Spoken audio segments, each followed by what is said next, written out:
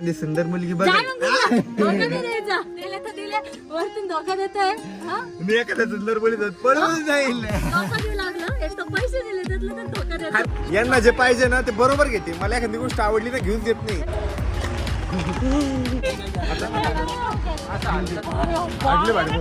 तुटली. हे guys, good morning and welcome to our new blog. तर आमच्या घरात एवढा गोंधळ याच्यासाठी आहे कारण की आपली ना वास्तुशांतीची पूजा आहे आणि त्यासाठीच आम्हाला खूप सारी तयारी करायची आहे. खूप सारं सामान खरेदी करायचं आहे.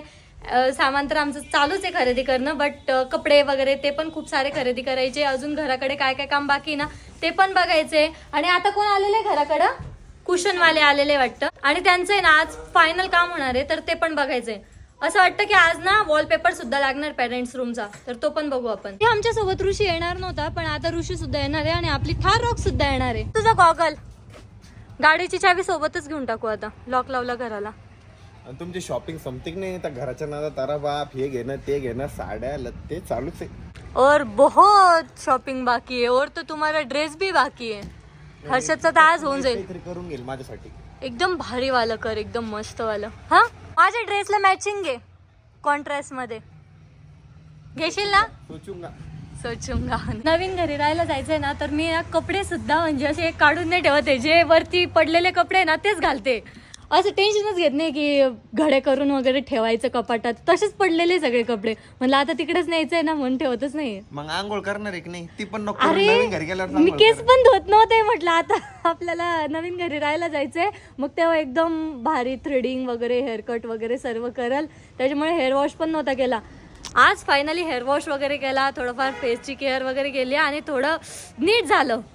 इतके हे बघ, थ्रेडिंग तर इतकी वाढलेली ना, डेंजर.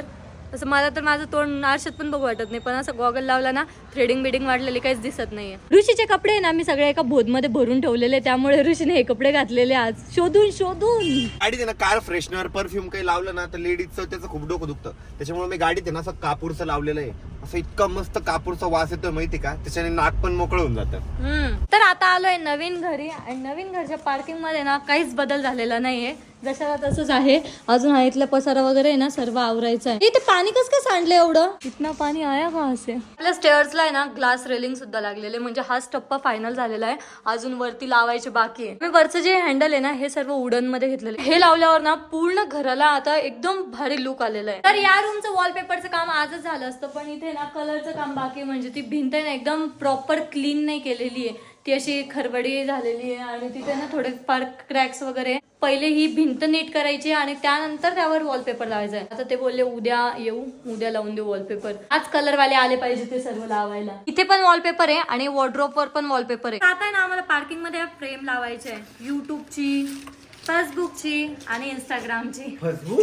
फेसबुक. अशा शाळेत जात नाही, ट्युशनला जात नाही, तरी गुंगलेला दिसतो. काय रे, पुण्याला जाणार आहे अमोलकडं. हा जाय. तू रोज 3 दिवसापासून हेच म्हणतोय. अरे तुमचे काम होत नाही ना, मग मला वाटतं काम झाल्यावर तो पण ते काही व्हायचे मार्गावर नाही. आता तू का ताण घेतो? तुझा आम्ही करतो बरोबर. मस्त जातो आता मी थार घेऊन मस्त पुण्याला. ते दाढी बिडी करून जाय फक्त. पुण्याला करून गेल मी.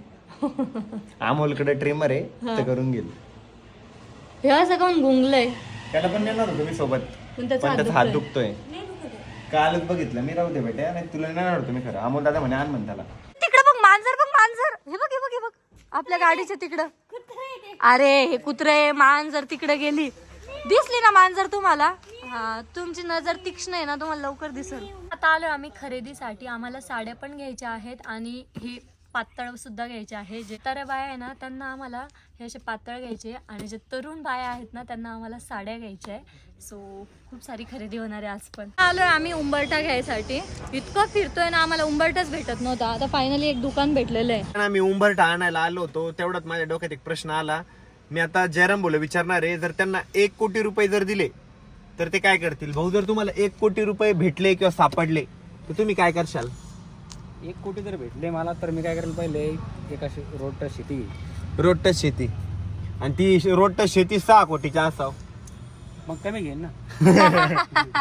माझी नाही किती 1 कोटी ना तर मला ती 40 लाखाची मी शेती घेईल. 40 लाख बरं ठीक आहे 40 लाखाची आहे 60 लाख रुपये उरले. त्याच्यामध्ये मग मी झालं त्याच्यामध्ये 40 लाखाचं परत इन्व्हेस्टमेंट करेन काहीतरी. काय करशाल? मी करेन माझ्या डोक्यात जे प्लॅन असेल ते. बरं ठीक आहे. हा म्हणजे 10 लाख रुपये उरले ते. हॉटेल समजा काही पण करू शकतो. हा. बाकीचे उरलेले पैसे मग मी ठेवून बॅकअपसाठी. म्हणजे कारण ते पैसे आपल्याला काय असते भेटलेले असते ते कधी बी उडून देऊ शकते. ते बॅकअप साठी ठेवणं पडेल ना. बरं, ठीक आहे. हर्षद, तुला जर 1 कोटी रुपये सापडले तर तू काय करशील? मी का त्याच्यातले 10 करोड तुला देईल. 1 कोटी मध्ये 10 करोड. 10 लाख रुपये तुला देईल. 10 लाख रुपये अरवी देईल. 10 लाख रुपये पप्पाला देईल आणि 10 लाख रुपये मम्मीला देईल. 40 लाख रुपये झाले. मग बाकीचा आयफोन वगैरे घेऊन टाकायला. आयफोन वगैरे काय समजा 2 लाखात आयफोन. नंतर मग एखादी गाडी बुक करून टाकेल. कोणती गाडी? कोणती तरी बोललो वगैरे.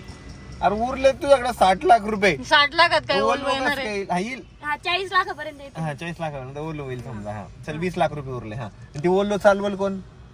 ड्रायव्हर ठेवले. बापरे. आज डिझेल कुठून टाकशील? 10 लाख उरतील ना रे. मग 20 लाख रुपये उरले ना. 10 लाख रुपये तुला 10 लाख रुपये तुला देऊन टाकाल. परत 10 लाख रुपये. हा आणि मग 10 लाख रुपयाचे ड्रायव्हर डिझेल ते होऊन जातं. आणि फिरशील कुठं? फिरशील तिथं फिरायचं तिथं फिरेल मी. आणि तुला सुट्ट्या कोण दिल शाळेतून? शाळेवाल्याला मी पैसे दिले ना मग सुट्ट्या द्या मला. बापरे. अरे तुला जर 1 करोड रुपये सापडले समजा, इमॅजिन कर तुझ्याकडे 1 करोड रुपये, तर तू त्या 1 करोड रुपयाचं काय करशील? मी तुला देऊन टाकल इन्व्हेस्टमेंट साठी.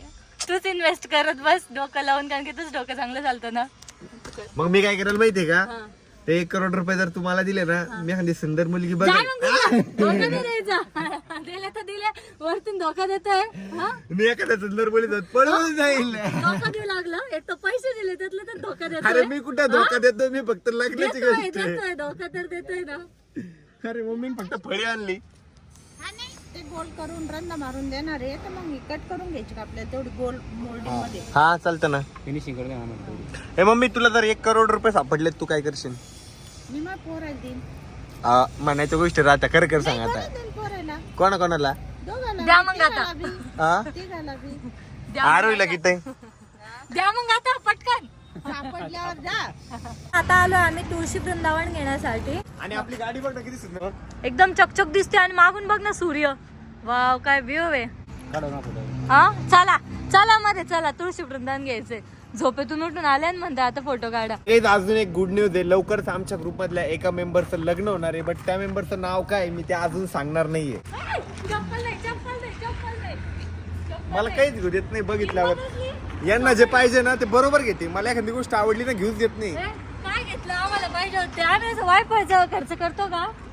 हा काय घेतलं वायफळचं सांग.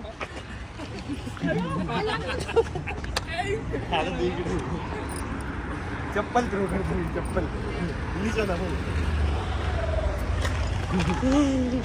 चप्पल नको दे.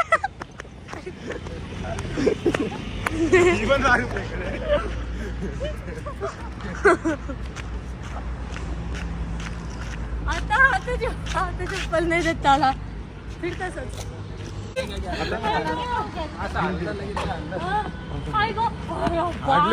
हड्डी तुटली. हड्डी तुटली खरंच. हड्डी तुटली खरंच. आवाज आला हड्डी तुटली. कडा